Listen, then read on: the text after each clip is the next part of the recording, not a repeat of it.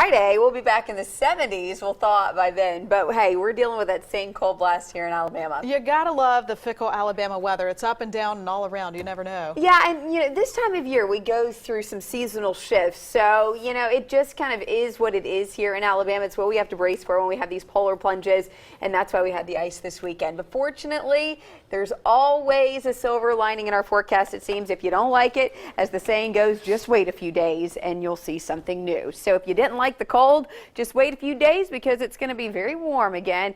Well, at least compared to what we have been seeing in the next few days. Here's a live look from our Storm Track Tower cam that's in Tuscaloosa, and we're seeing a pretty quiet start this morning. A little activity there on the road, but otherwise, Bryant-Denny Stadium is quiet. All the fans are down south in Tampa, but this cold air did seem to follow them down to Tampa. But I'll tell you, if you think it's cold in Tampa, it's frigid here in comparison. Gadsden, you're waking up to 17 this morning. Hamilton's at 24, 27 in Birmingham, teens in Tuscaloosa. Look at this. We're looking at 24 in Johns, 20 in Tuscaloosa. They were just at 19, now at 20. 14 in Jasper, 20 in Double Springs. Let me point out, it is whether it's 22 or 14, it's cold across the board, so be sure to bundle up. If you have any kids that have to wait for the bus stop this morning, make sure that they are covered appropriately. Make sure the skin's covered, they've got the scarf, they've got the coats, they've got the gloves. They will need it today. Here's your hour-by-hour breakdown. 29 by 8 o'clock, still seeing loads of sunshine, 34 by 10 a.m. That's good news. That means that temperatures by mid-morning will be above freezing, and most of the icy patches that remain will melt away. If the shade is still hindering a little bit of that melting by mid-morning, I promise by afternoon, big improvements, lower 40s across the board. Whether it's shaded or not, temperatures will be well above the freezing mark, so it should take care of the remainder of that ice. So by tonight and tomorrow, no worries, nothing to inhibit the traveling anymore. Storm Track radar showing a dry scan right now, and with it staying dry, again, we don't have anything added to the threat.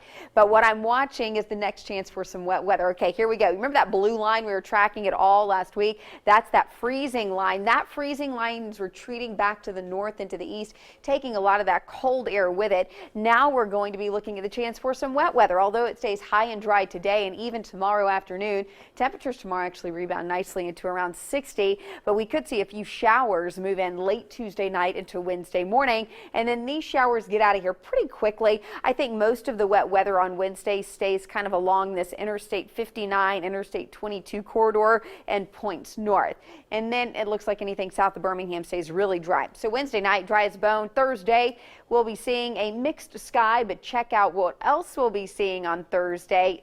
70s. That's right. So keep in mind, this morning we are talking temperatures in the teens, and then by Thursday and Friday we could be seeing highs in the 70s. That's nearly a 50-degree swing in temperatures from this morning to Thursday afternoon. Talk about a big change in the forecast. So still a cool yet sunny Monday, and then a few clouds tomorrow, rain Wednesday, and then that warm up by the end of the week, and that almost, dare I say, spring-like air will be sticking around for your Saturday and Sunday as well.